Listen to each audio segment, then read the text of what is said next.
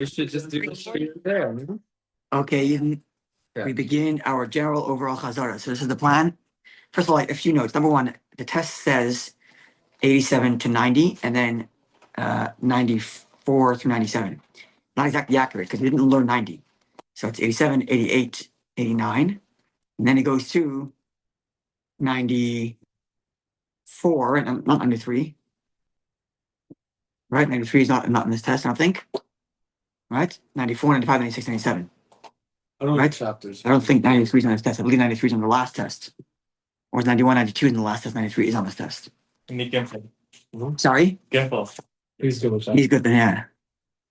I already read through some of it. To be honest, it seems a little bit easier than last. 93 is on this test, actually. Sorry. At any rate, so one of the big changes I did this time is the last test. I didn't realize this was that the way they did it was because you had to do, I think, whatever it was, 16 questions, whatever the number was. They took the first ones you did. So if you answered 17 questions, 17th question was ignored. And I had it happen to a few people, and I realized that maybe that's not as good. So what I told them was, let people answer everything, and then they'll mark everything, and then they'll grade you based on the best. Oh, they said 8. You need 8 out of 20. They still. But you can still answer everything. Yeah, the previous it was they would. So initially they were gonna, if you answered all of them, they'd only grade you on the first 8. Yeah. Yeah. What happens if number 9, 10, 11, 12, the person did amazing? Okay, so I said, let people mark everything, and you'll grade them based on the best 8 of the 20. So my recommendation, therefore, is to answer all the questions, and you have nothing to lose because they're going to grade you on the best of the 8 best out of the 20. Number one. Number two, it'll really be a good chazara to go through all of it because the 20 questions will basically cover almost everything, at least in broad strokes. I think it does. It pretty much covers everything. So it's all of them. I think it. Yeah, it's a good written recap of everything. So even if that's number one. Number two, you don't have to do the test all at once. You can do it in time. So today we're going to learn 87, 88, and hopefully 89 also. Tomorrow morning, do the test and everything we learned today, and then do the next. Okay. So with that in mind, we're going to do our general chazara. The way we're going to do it is we're going to read the text inside and translate, and we're going to try not to go off on tangents that are like halachic and discussion and background, because 90% chance it was covered in the previous classes. I don't want to do that now because otherwise we're not going to get our chazara done. But if there are pertinent things, let's say a shachar or taz that I'm missing that I don't mention, you can remind me and we'll insert it before the chazara. So let's read. Siman Pezayin, chapter 86, 87. Which kind of meat is relevant to the laws of mixing milk and meat, and what is the qualification of that which is considered cooked? That's the official official title of the chapter. Siman includes 11 subsections. Aleph, subsection 1. The Torah reads, do not cook a kid in its mother's milk. Shalish Pabim, it says it 3 times in the Torah. Echad le'isr bishul, once to tell you it's prohibited to cook. V'echad le'isr achila, secondly to tell you that it's prohibited to eat. V'echad le'isr ana, and thirdly, to tell you it's prohibited from deriving any benefit. Now, the Torah tells you that you're not allowed to eat while using the same language of cook, right? In all 3 cases, it says don't cook the kid with your mother's milk. And one of those 3 is referring to eating, right? There's one for eating, one for cooking, one for prohibit benefit. So Leimar teach you that the prohibition of biblically is limited to el derech bishul, is only when you're doing it in a manner that's considered cooking, which, as we explained in kofei, right? Cooking is considered with liquid. So we derive here like this: the prohibition of the biblical prohibition is very limited.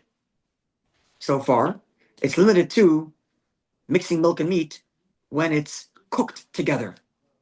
But when it is cooked together, it's forbidden in 3 accounts. It's forbidden to eat, forbidden to cook, even if you're not going to eat, and forbidden to have benefit. One of the 3 without the other is prohibited. So eat, I don't know if eat happens without having benefit, but benefit even if you're not eating, selling it. Cooking even if you're not having benefit or you're not eating, like cooking it for a non-Jew. You're still benefiting. You're not necessarily, even if you're not being paid for it, even if you're not voluntary eating. But if you cook it you cook it, period, prohibited, right? Because cooking, eating, and benefit, but only when it's actually cooked together. Not if it's, as we're going to learn in a minute, other types of ways of having them combined. Sorry? Cheeseburger, example. A cheeseburger is not bishul. That's rabbanon. Right? It's not bishul necessarily. Let's see. Av midrabanan, but rabbinically speaking, also b'chol inyan, any type of mixing milk and meat is prohibited. Rabbinically. Now, says that qualifies the Ramah, called basar b'cholav she'enu asman ha'torah, any milk and meat that is not forbidden biblically, mutter b'hana is permitted to have benefit. So if it's cheese and milk, which is rabbinic, you may not eat, but you can have cheese and milk. I meant cheese and chicken. Sorry, or milk and chicken, which is in rabbinic. Then you may have benefit, which means you can sell it. You cannot eat it or cook it. Cooking part is up for questioning. We spoke about that when we learned the original classes, whether the rabbinic prohibition applies to cooking as well, and that will come up in the Ramah soon. So rabbinic don't. No, you're allowed to have benefit. You're allowed to have benefit. They don't prohibit benefit. Sorry? They don't prohibit benefit. That's correct. Okay, base. Gdi lav dafka. When it says a kid, meaning a baby goat, it doesn't mean specifically a baby goat. The Huadin Shar said the same thing is true of any other cattle. Ox, sheep, ram. And likewise, it doesn't necessarily mean chalav ain. It's not specific to its mother's milk, although that's the pasuk's terminology. It makes a difference if it's other milk. The Torah uses the example of a kid and its mother's milk because that was common apparently. That's the way it was. You own in your backyard. You own a milk producing goat, and when the goat gives birth, it also produces milk, and you end up having the kid and its mother's milk. That's the way it was back in the day. So therefore, the Torah uses that example, but not because it's specifically only a kid and its mother. It's any meat, any milk. I don't get that. Sorry. No.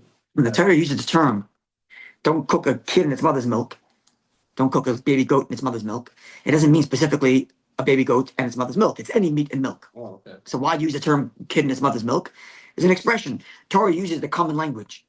So, and apparently this was a common thing where a person owned a mother goat to produce the baby. It also produced milk, right? Birth. Milk is only produced when an animal gives birth, right? So if you are the owner of this proud mama goat, you keep it because you want it to produce milk, but you might slaughter one of the kids because you want to eat that. And then you're eating it, its mother's milk. That's why Torah uses that example. But not because it's limited to a mother goat and a baby goat. It's any milk, any meat. Okay. Gimel. It's only applicable. Only when it's kosher meat. With kosher milk. But if it's kosher meat and non-kosher milk, the milk is from a pig, let's say. You could derive benefit. Or from horses, then it's prohibited to eat because it's not kosher milk, but it's not under the category of basar b'chalav, and therefore you can have benefit as well. Yes, correct. Or reverse, basar tmei b'chalav tahira. If it's non-kosher beef, pig's meat, right? Or wasn't shechted properly, let's say. So it's non-kosher meat in Arinoa. Happy birthday. Thank you. Non-kosher meat in kosher milk. With tarim b'bishul, you may cook it even. Right? It's now we're learning that the Chaber is saying that's right. Rabbinically prohibited milk and meat is allowed to be cooked also, not just allowed to have benefit. The Ramah said earlier that have benefit. The Chaber is adding you may even cook. Ubahana, and it's permitted to have benefit because it's only rabbinic. Now it's for sure forbidden to eat, not just forbidden to eat rabbinically, forbidden to eat biblically, because it's not kosher meat and not kosher milk. But its prohibition is not from basar b'chalav, it's from shari surdimus because it's not kosher meat. Right? And therefore the stringency of milk and meat, where it's said 3 times and therefore forbidden for cooking and benefit, doesn't apply here. Because the issue is not basar b'chalav here, the issue is that's non-kosher. And therefore permitted to cook and have benefit. Right? Which still doesn't tell you exactly what the din is by Rabbanan. Okay, which is something we spoke about when we learned it the first time. I'm not going to get into that right now. So in short here, the issue of non-kosher overpowers the issue of basar b'chalav. It doesn't overpower. Okay, it's a funny way to put it. The issue of non-kosher doesn't overpower mixing milk and meat, but it removes it. We follow the prohibition of Yes, it's correct. Of not If it's eating. non-kosher meat and kosher milk, or non-kosher milk and kosher meat, it's not classified under the issue of mixing milk and meat. It's classified under the issue of non-kosher food, which is forbidden to eat, but permissible for benefit and and pleasure. Which would explain. We spoke about this, by the way. I think about owning a non-kosher McDonald's. Right. It's not kosher beef and it's not kosher cheese. So the issue is not basar b'chalav. There's no basar b'chalav here. Right. The issue is only non-kosher food, which you're allowed to benefit from. Even if it's a Right. cow, like a cow and cheese is. So even if it's a cow, it's not shechted, it's non-kosher. No, I believe, right? 1 second. When it comes to nevela, what do we say about nevela? Anyway, but 1 second. What do we say about nevela? Or is it only you dafka? confused me earlier. You said. 1 second. Maybe you're right about that. 1 second. ChatGPT? No. No, you're right. It's not if it's beef, it's still in the category of basar b'chalav, even if it's not cooked, shechted properly. You're right. Oh. That would make McDonald's a problem again, Yeah. right? We spoke about this when we looked at that. I don't remember what we Think say. about it, and We I did, and thought what did we that's the conclude? first thing. So you surprised me with the. Anyway. No, you're right. You're right. Okay. If the beef is kosher, even if it wasn't kosher, even if it wasn't shechted properly, you're right. It's still basar b'chalav. It's dafka if it comes from if it's pig milk, pig meat, or something like that, or non-kosher milk, meaning not that's not chalav Yisrael. Non-kosher milk means not cows and not goats. It's from camel or from a horse or from pig or whatever. Yeah. Yes, you are correct. I'm sorry. Thank you. We spoke about this at the time. Okay, keep going. Beef for chicken then. Sorry, Chicken is It's the same thing. Chicken's okay. fowl is rabbinic to begin with, Oh. right? Which you're about to read. We should own KFC. Yeah, exactly. Well, there's a version of beef in KFC, I guess not. Okay. Boss huh? That's what we don't know. But I know in the Baruch Hashem. Okay. Basar chaya oif, and basar chaya is non-domesticatable animals, like deer. So beef from non-domesticatable animals called chaya in the Torah, oif and fowl, chicken, turkey, whatnot, and goose and that like. Afilu b'chala of Torah, even if it's mixed into kosher milk, mutar b'shabana is permitted to be cooked rabbinically because it's only prohibited rabbinically. Therefore, it's allowed cooking. I mentioned this before. The Rama only says prohibited by. Sorry, the Rama only allows lenient. The Rama only mentions leniency of benefit when he mentions Rabbanon, but here the Machaber adds that you're also allowed to cook. And it is you're allowed to have benefit from chicken and from fowl and milk and non-domesticatable beef. And even the prohibition against eating it is only rabbinic because there's no non-kosher here. It's just an imperfect mixture of milk and meat. But fish and kosher grasshoppers, there are certain grasshoppers that are kosher. There's no prohibition of eating them with milk, even rabbinically. And we're going to put aside the issue of the sakana, the danger of mixing meat and milk and fish, which we spoke about. That's discussed elsewhere in the Shulchan Aruch. Now we're introducing a new issue, which is the issue of maris ayin. So till now we discussed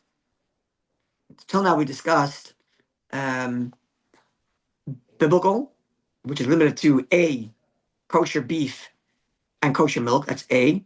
B, only when it's derech bishul, only when it's cooked together, not when it's mixed in any other way. And then we added now.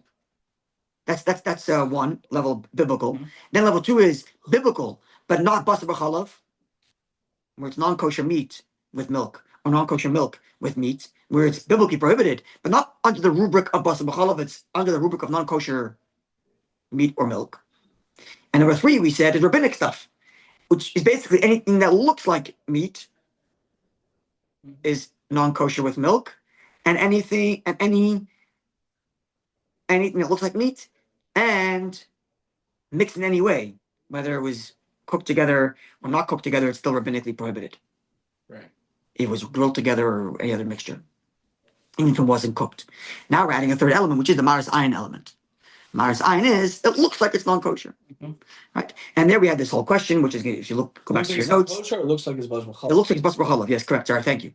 It looks like it's basar b'chalav, and then it becomes prohibited with except unless certain conditions are met, as we will learn. And one of the things that we spoke about, I think the Shach and Taz discussed this, was what's the view of the Ramah regarding whether or not maris ayin applies to rabbinic prohibition as well. or does it only apply when it looks like a biblical issue? Or will it also apply when it looks like a rabbinic issue? And there's different indications from different parts of the Ramah, and that's in the Shach and Taz. Look out for that in your comments on the side. So let's read now the Ramah. The no go Ramah in we're middle of what are we middle of Gimel? The no go last is chalav mishkedim. It's our custom to make milk from almonds. Manichim babasar oif, and we put fowl chicken. Because to begin with, chicken and milk is only rabbinic, and here it's not even rabbinic because you don't have real milk; it's almond milk. Totally okay. So you can have your Thai chicken using almond milk. Yeah. But when it's beef, now you can have it with almond milk, but it's not actual milk, so there's no basar b'chalav. But but you should have some almonds nearby. Mishum maris ayin, because of it looks like it's no good. And we spoke about this at great length. The fact that if you have signs up, the fact that now it's so common and it's prevalent, so it's less of a problem. And especially if you have like at weddings where they have where everybody knows the creamer is not kosher. Let's say we spoke about this at great length. If it's common knowledge. Yeah, like it's common knowledge today that if you pick up a cheeseburger from Pizza, it's going to be fake. The fake pepperoni, Or fake meat. The burger places. the fake pepperoni, The burger place, the fake cheese. Yeah. Yeah, I tried it. I'm not such a fan. No. Didn't find it so tasty, to be honest. Yeah. Anyway, Okay. so commotion is barley ill. Inyan dam, as has been discussed in previous Siman with regard to blood from fish, that is not technically blood, but you have to have the fish nearby. Okay. Doubt. Also, so likewise, one should not cook meat together with a woman's milk, a human woman's milk, because it looks like milk and meat, even though it's not actual milk. And it's not the milk that's prohibited because it's not from its mother's milk. It's not the regular milk from a cow or from a any kind of other animal. But if a mother's milk fell into a mixture of cooking meat, bottle, it is nullified. The ain't sort of sure you don't have to have a 60 to the ratio because the issue is only maris ayin. Because the issue is only it looks like mixing milk and meat. Once the milk is mixed in, it doesn't look like anything. Totally fine. So it seemed therefore according to this principle of maris ayin, the kol shekain, how much more so the us that is prohibited lavashel to cook in the first instance the chalav tmeya. You should not cook meat in non-kosher milk, even though you're not going to eat it, right? You can't eat it because the milk is not kosher, but you shouldn't even cook it because it looks like it looks if I was like this, if it's chicken and milk, the issue is there's no issue of maris ayin there because even biblically, chicken is not an issue, Right. even if it was real milk. But if it's beef and non-kosher milk, which looks like milk and meat, and you're cooking it, and cooking milk and meat is biblically prohibited. Right. It happens to not be biblically prohibited now because it's not kosher milk. Don't do it because it looks too similar. Likewise, a basal tmeya, if you're using non-kosher beef, b'chalav in tahira and kosher milk, that too shouldn't be done because it looks like cooking milk and meat, even if you're not eating it. So now the same will apply for almond milk or these kind of things.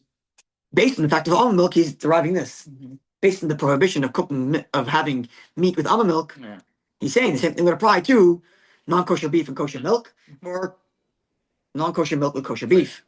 Yeah, this is only true if it's actually beef. But if it's chicken, fowl, then a banan, which even if you were to cook in actual milk, it's rabbinic. In lachash, don't be worried about cooking it with almond milk. Hey. Okay. There's lots of details around this. Again, I refer you back to our old classes. Hey. Now we get into the halacha of the egg that's formulating within the chicken. And from there, it's going to get to other things that are found within the meat and whether it's considered meat or not. Right? Once the egg comes out of the chicken, it's no longer part of the chicken. It's not fleshik. It's part of, you can have it with milk. You can have your omelet with cheese or milk or butter, whatever it is. But while it's still in the chicken and still attached to the chicken, there's a point at which it's still considered part of the chicken and therefore would be fleishik. And there's a point at which it's detached and there's stages in between. So let's see what those stages are. If the chicken dies with the egg can be So you check, actually, because when we spoke about it, Medlock Hoffman, who learned Shlita, showed us pictures of a chicken he shechted. And you can see a bunch of chickens, eggs that are in various different stages of what's the word? Development. Development, thank you. Yeah. So you can identify a number of stages here. Sorry? Show me pictures. Yeah, it's if you get queasy around blood, don't look at the pictures. But if you're okay with kaparis, you'll be fine. We'll find out in a minute if he's fine. I'm kidding. Hey, Beitzim, eggs, Hanum Toyim Boyfish, you saw? It's pretty wild, no? There's more pictures. There's the yellow one. The Pretty yellow wild. one gives a fleishik egg. The big, Okay. yeah. Okay, so let's read now. Let's see. Hey, we're making good headway. Hopefully, we're going to finish page class 2. At least start. Okay, Beitzim, eggs. Hanum, who's keeping track of the time? 8:27. Oh, beautiful. Okay. We're going to finish 9 o'clock on the dot. Beitzim, Hanum, Toyim Boyfish, eggs that are found within chicken. Imam Gemurais, if they are complete, even if they don't have a shell, but they're complete, namely, they have both the white and the yolk. What's the white called? White. We'll call it white. Yolk. Right. No, there's a word for it. Yeah. Yolk and white. Okay, Egg it has both the white, egg white, yeah, that's right, egg white. It has both the white and the yolk. Even though the shell has formed yet, and therefore it's still attached by sinews and veins that are attaching it to the beef. It's considered a complete and finished egg. And you can have it with milk. It's not fleishik. It's already considered an egg. But if it only has the yellow, it only has the yolk, even though it's detached, even though the veins are no longer there. You may not have it with milk because it's not fully developed. It's still considered beef. It's still considered chicken. I'm sorry, not beef. All right. If you ate those eggs alone, so you shouldn't have it with milk, but you ate them. You're not fleishik. You're not fleishik. You can have cheese and milk afterward, and you don't have to wait for 6 hours. So you're not fleishik. Yeah. If you have those, yes. There are more stages. Please look around at your Shach and Taz. We're going to see different stages, other stages there. Yeah. I think there are the Shach and Taz. There are other elements. Okay, Vav. Now we get back to other types of rabbinic prohibitions, because we mentioned at the beginning that biblical prohibition is limited to, number one, kosher beef and kosher milk. A, B, only in a manner that's cooked together, not other forms of, only cooking that's called bishul. Right? I don't know that in English we have different terms, but in Hebrew we have bishul, and bishul means cooking in a pot with liquid. But there are other forms of cooking, which will not qualify as mixing milk and meat biblically. Namely, hamoshan, if it's smoked. Milk and meat being smoked, cheese and meat being smoked. And you cooked it in, not on a fire, which is the proper way of bishul, but you cooked it by taking a pot and putting in the wellsprings of Tveria. I'm not sure if you've ever been to the wellsprings of Tveria. It's worthwhile going when you get something in Israel. Beautiful. Go out to the Golan, and if you go to close to the source where the water is boiling out, it's literally boiling hot. Yeah, it's cool. Really, really Smells hot. like sulfur though. Yeah, you can't even go in it. It's too hot. You have to go down. At least I did. You got to go downstream a couple hundred yards, and then you can go in there. Even then, it's hot, right? So you can take a pot of milk and meat and put it right into the hot spring where it bubbles out, and that it will cook your milk and meat. They have cool alligator farms there also. Just a side note. Oh, really? You didn't know? Yeah. I thought that was a Florida thing. I want to go visit. Okay.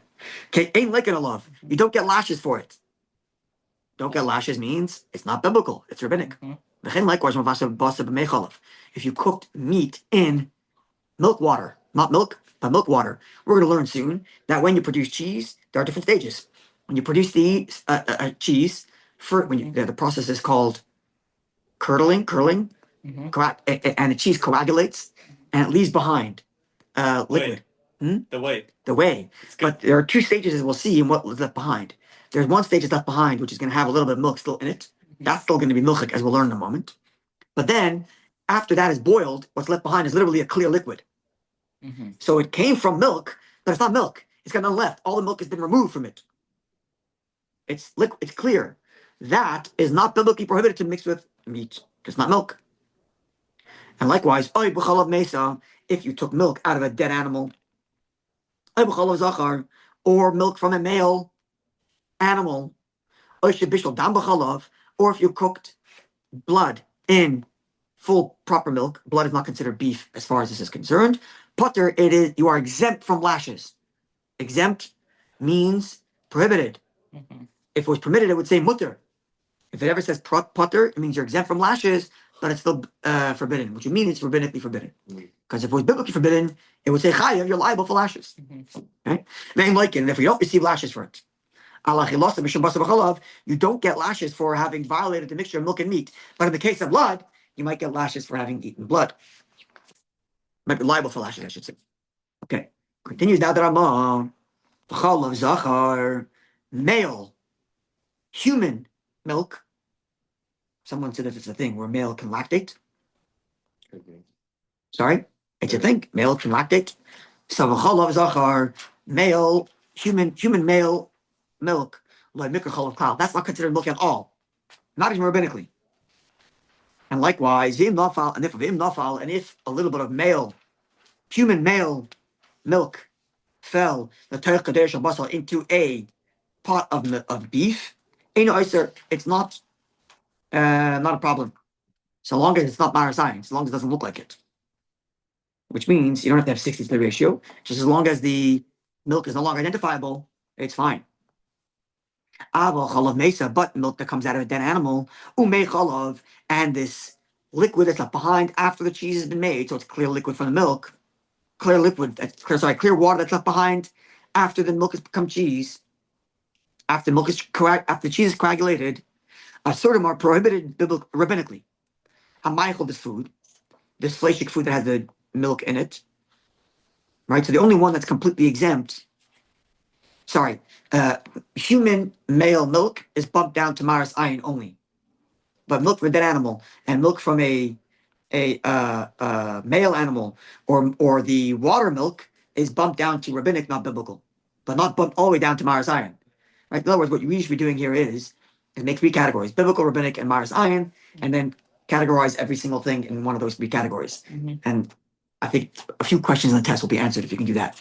If I remember correctly from reading the test. Okay, so asura ma'achol, the food is prohibited to eat, just like for milk itself, which would mean you'd have to have 60 to the ratio. Now it says there are a new thing here, which the Machaber didn't say. Now feel the bishul, even just cooking it, you should in the first instance be prohibited. What? Right? The Machaber said that something that's rabbinic, right? You are allowed to eat it, but you're allowed to cook and have benefit. The Ramah said in Sif Aleph that if it's rabbinic, you're allowed to have benefit. What did Ramah say about cooking? Are you allowed to cook rabbinic milk and meat? So it says the Ramah here, in the first instance, you shouldn't. Machaber didn't say that. Right? Remember that?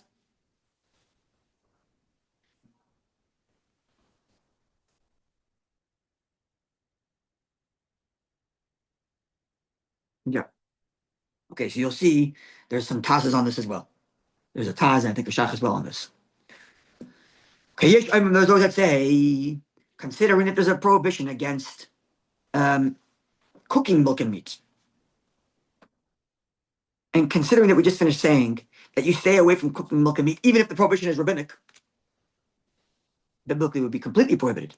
But even if it's rabbinic said that Ramah, you should stay away from it in the first instance, right? Yes, be with me? Mm-hmm. So therefore continues the Ramah, those that say, take it even further. You cannot stir a flame, under a pot that belongs to a non-Jew. You couldn't turn on an oven in a non-kosher restaurant if it's under a pot.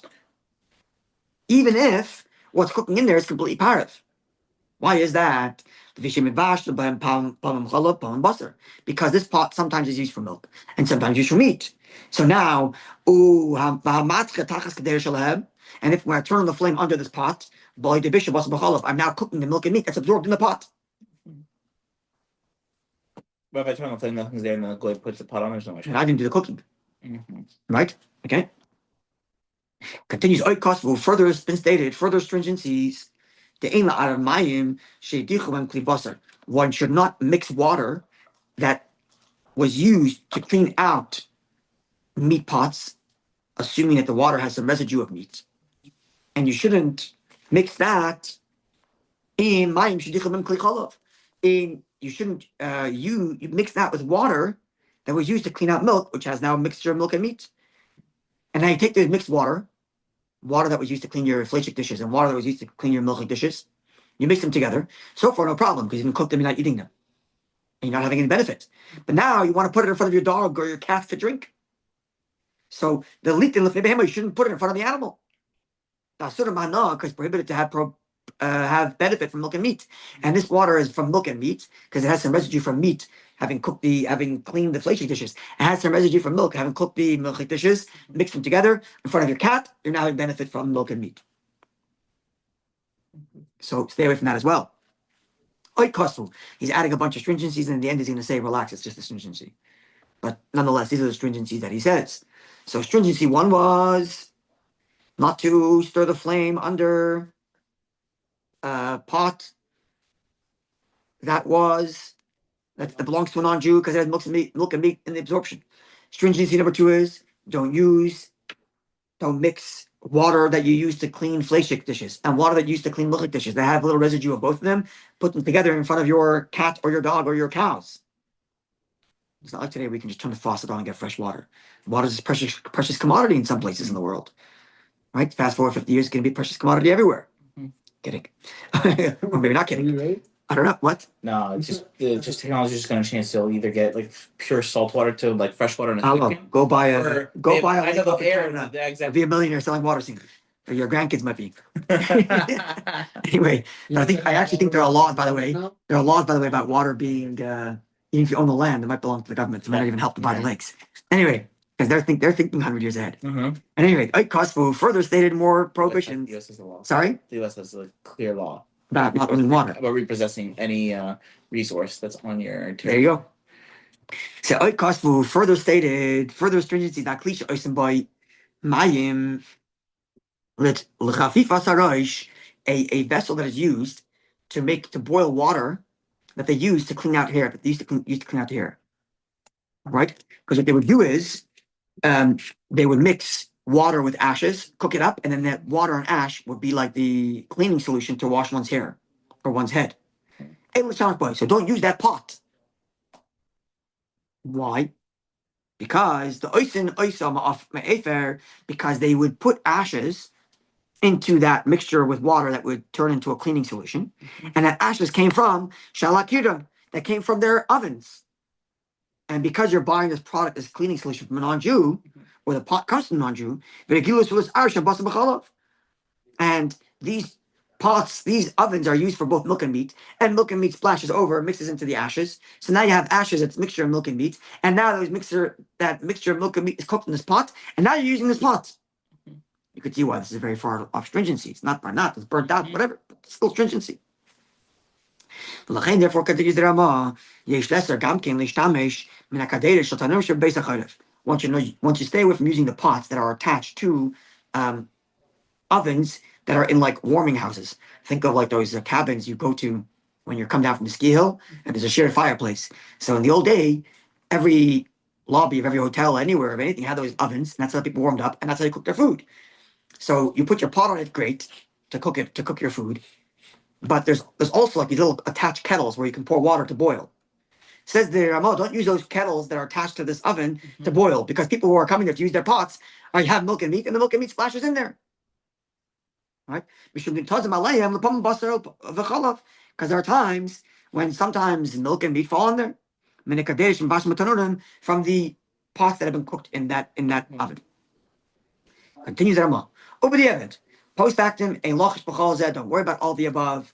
Even the first instance is only a stringency upon stringency. And the one who's lenient, no big deal. Okay, we'll see Shachtaz, have a look to see how far does it go when the Ramah says that we shouldn't be stringent? How far back? Because he gave a whole list of stringencies.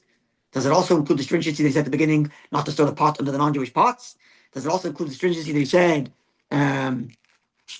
what was it? Not to mix the two waters. Like how far back in the stringency is he saying? Not to be too worried. Have a look in your Shachtaz. It'll tell you that. All right. Or is it not in our Shachtaz? It is. It is, right? Yeah. I believe it is. Okay. All right. Zion, where's the time? 40. Beautiful. Hamavashal Shlil, one who cooks a fetus that is in the mother while it's being shechted, it's considered complete meat. So if you cook that with chalav, you cook that with milk, chayiv, liable for lashes, even biblically, because it's a biblical prohibition. Something's true, someone eats it. Chayiv is liable for lashes because it's biblical. It's regular beef and milk. But if you cooked the what's the call? It's called the placenta, right? The placenta that is the sac that in which the fetus grows. Or if you cooked the skin, the hide of the animal with milk. Of the fetus animal? No, any Oh, animal. The skin. Or if you cook the veins, like these hard veins, or bones, and the roots of the horns, and the roots of the hoofs, harachim that are soft. Hotter, one is exempt, even though rabbinically it's forbidden, but it's exempt from lashes because it's not biblically considered beef. Likewise, someone who eats it, it's not considered beef. Potter is exempt, even though it's rabbinically prohibited, which would mean it's permitted in benefit, which is relevant because let's say you're using some dairy product as a solution to soften your leather. Oh. Do that. The answer is yes, you may, because it's rabbinically prohibited only. It's not considered beef biblically. Okay. Yes. Imagine.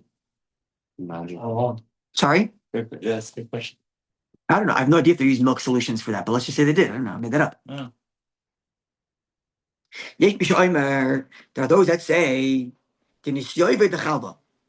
Nisyoive bechalba, as I mentioned before, that when you're producing cheese, there are three stages. There are three types. There's the cheese itself, which is coagulated at the top. Then there is the residue behind that's liquid, but still has some milk floating around in it. That's what's called nisyoive dechalba. Right? That is milk that's somewhat thicker when the cheese is being coagulated. It's not part of what we said before, the water milk, which is completely not even milk anymore. Where there we said it's not biblically prohibited. This opinion is that it is considered milk because it has the residue of milk in it. So only the water that's completely free of residue of milk has the leniency that's only rabbinically prohibited. But if it still has milk in it, it's still biblically prohibited. And it's prohibited. Minatayra biblically. Only the actual water is completely clear. Hainu achash magvina. That is, after cheese is fully coagulated, and even this residue milk is the vashlim is cooked and it's gone.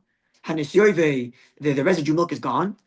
Then the ha'oichel soft and the all the edibles, all the milk is all the cheese is completely coagulated on the top. And then what's left behind is only water.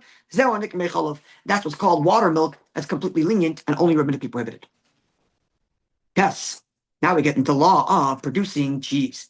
So we know, in order to understand Tessa Yod, we'll talk about two different processes of making cheese. Namely, you have to put, actually next three things are about that. You have to, the way I don't know how they do it today, but the way they used to do it was they would take, it's called the rennet, right? Yeah. So rennet is an agent I think it's acidic, I think that's what it is, or has some sort of acidic element to it, some chemical element They to still it. use it. Yeah? Yeah. Rennet? Sure. What do they use for rennet? They use pieces of animal?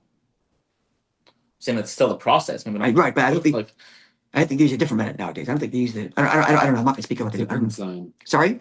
It's an enzyme. There are certain enzymes in the rennet that causes the process of coagulation, and this enzyme, I guess, is found in the intestine of the cow. So there are two ways you can do this. The first is going to be discussed here, and the next is going to be discussed in Sif Yud. So sit test we can discuss where you're taking milk that's left behind inside the Yeah. intestine. So What are they used today? it says any quality cheese products still uses animal rennet. The And mass-produced garbage that they say the normal, like most people eat, what do they use? is microbial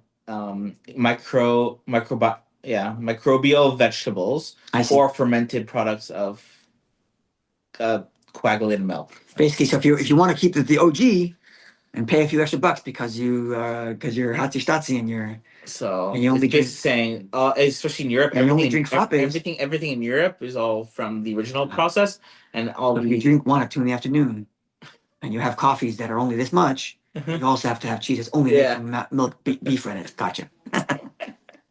All right. Yeah. So the process is describing tests is like this, where you're taking the milk that's left behind in the intestine, and the milk that's left behind in the intestine still has that acid has that enzyme from the actual Mhm. intestine that you can then insert into the milk to coagulate the milk and make it cheese. Okay, so the question is that milk considered beef or not? Oh, When you check the animal and you find milk inside the intestines, is it considered beef or not? Or better, right? Is it considered beef or milk? Or is it considered nothing? It's part of, because it's been so digested that's considered peresh. It's considered excrement already. Mm-hmm. And it's no longer considered food at all. So let's learn tests. If you find milk that's left behind in the intestines Mm-hmm. and the animal is shechted, it's a kosher animal, and now you find this milk, it's inside the intestines, it's not considered milk. And you can cook it with meat. Before we get to the cheese, even if the milk is completely clear, which means it hasn't yet digested to the point where it's now going to be excrement. It's clear. Mhm. But according to this view, because it's in the animal's intestines, it's considered excrement, it's not considered milk, and totally kosher with meat. Those are prohibited. If it is clear, only once it's congealed, then they say, okay, it's already congealed, it's already considered excrement, and now it's kosher to have with meat. Mm-hmm. And this is indeed the custom, says the Ramah, to follow the second opinion, that if the milk is still clear, we treat it as if it's milk and not have it with beef. Mhm. Okay, so now let's talk about the cheese production. Where's the time? It's 49. Beautiful. If you find this milk left behind in the intestines, right? And it's completely congealed. So everybody agrees it's considered excrement, it's not considered milk. In the first instance, you shouldn't leave it there. Bekeva, inside the intestines. Actually, so the milk, which is now warm because it's inside the animal, is going to cool down. Because once you do that, because it sits there, it's going to absorb meat flavor. Mhm. So everybody agrees it's not milk because it's considered excrement. It's already congealed. Mm-hmm. Let's just assume. But now that it's sitting in the intestines, and because the intestines has this acidic enzyme, it actually causes the process of kavosh kamavoshel faster. Mm-hmm. The process of pickling is like absorbing happens faster. And now this this congealed milk, which is considered excrement, now has meat flavor in it. Right? And therefore don't let it sit there. It says the Rama, but in post factum, it's okay if you left it there. But only once you salt it, while it's still in the excrement, right? While it's still in the intestines, right? Because when you're salting the meat to extract the blood, and now you're salting the meat with the intestines and that coagulate and that excrement milk in there too. Mm-hmm. And now because of the salting, the excrement milk absorbed the meat flavor. Or the milk stayed in the intestines for 24 hours, and now again it absorbed the meat flavor. Then also you cannot use this as a rennet to make the milk, to make cheese. Because you're taking meat Mhm. and putting it in cheese. This milk is no longer milk because it became excrement. Mm-hmm. But now that it absorbed meat flavor, it's meat. So it absorbed meat flavor either because it stayed 24 hours, definitely, Mm-hmm. or because you salted it together with the intestines, definitely, or At least in lechatchila, if you left it in there even till it cooled down, it would have absorbed the meat flavor. And if we don't use it to make milk, to make cheese, says the Rama, then mimid boy. But if you did go ahead and you used it to make cheese, so let's think. Imut salo, if the milk was still liquidy, and the Rama told us before that milk that's still liquidy in the intestines is considered milk. And now that it's sat and it absorbed the meat, it's considered mixture of milk and meat. And what's the din of mixture of milk and meat? Anan. Now it becomes a source of prohibition. So even though it's considered milk, or actually because it's considered fully milk because it's liquid, and now it absorbed meat, it's considered legit basar b'chalav, and therefore you definitely cannot use that for making cheese. Also, kalavunis ashiyeh b'shishim b'chalav shehem mid neged akeva hasura, and therefore the entire milk cheese is going to be prohibited unless you had 60 in the milk that you used to make cheese to the ratio of the milk that absorbed from the meat while it was sitting for 24 hours in the intestines. Which is unlikely. Not so unlikely. No? I don't know, maybe it's unlikely. I have no idea. I wasn't a farmer in the 17th century, so I wouldn't know. but I assume people lived there. This was a thing for them, yeah? Oh. No, I mean, I'm serious. People who, you didn't have to be a farmer. If you were just a human that owned a goat, you were doing this. Right. Right? Or a human that owned a cow. I mean, I assume this was normal daily life, yeah? Now, if there was 60, so the milk that you used to turn to cheese was 60 times the amount of the milk that sat and absorbed from the intestines. Everything's okay. Now, however, the imhoya keva krusha, but if the milk that was in the intestines has now become excrement by all standards, einoi seres klum. In post factum, it will not make any milk, any cheese prohibited, even if you don't have 60 to the ratio. Why? Because it was so, because the milk was so congealed inside the intestine, it became excrement.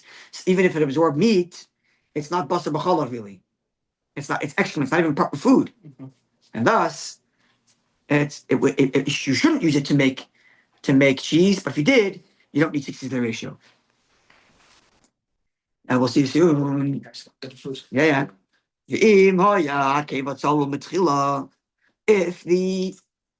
If the milk that was in the intestines was clear, the nikrash, and then it became congealed later when the animal already died. Yeshla didn't sell. You get the law as if it had clear milk, which means it's cleared, it's considered milk, it will absorb the meat, it does become basar b'chalav, and you may not use it to make cheese. Even though now it's congealed and now it's excrement, but it only became excrement after the animal died. And therefore it had a chance already to absorb milk and meat. There are those that are lenient and say, no, since it's excrement now, I don't care about the fact that it was liquidy earlier. It was clear earlier because it's excrement now, it doesn't have the din of basar b'chalav. And Bakam Hesed, in the case of great monetary loss, one can be lenient. Are you with me? Mm-hmm. Yeah? Oh yeah, keva. The skin of the actual intestine, so the intestine lining. There are times when it's salted, when it gets dried out to the point that it loses all liquid. And it becomes dried out and hard like a rock. And then it gets filled with milk.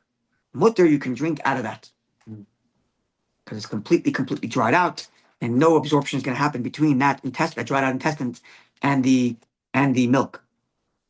Because it completely dried out like a tree, like wood. The alma, it's like a tree, just like a piece of wood. It has no residue or no moisture of the meat left, and it won't absorb anything into the milk. So basically, you can have. They used to do this. They used to make drinking pouches out of leather, or drinking pouches apparently out of intestine lining as well. So you dry it out completely, and then you turn it into a pouch, and you can drink milk out of it because it's completely dried out. It has no milk, no meat flavor whatsoever. Yud Aleph. Final halacha of Pei Zayin.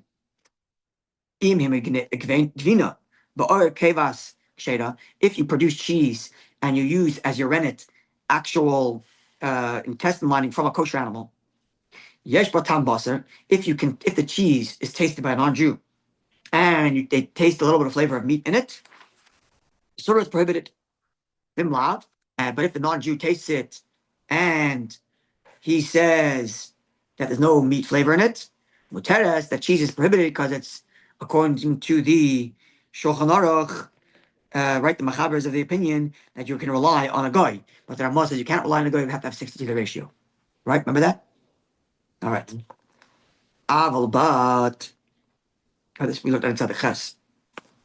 Aval but hamaymed ba'or keva nevela. But if you produce cheese using rennet from a cow, but it wasn't shechted properly, or treifa, it was to begin with a treif, meaning to begin with wasn't a kosher animal because it had an unhealthy element that made it a treif. Or if it was to begin with non-kosher animals, so you used a pig rennet.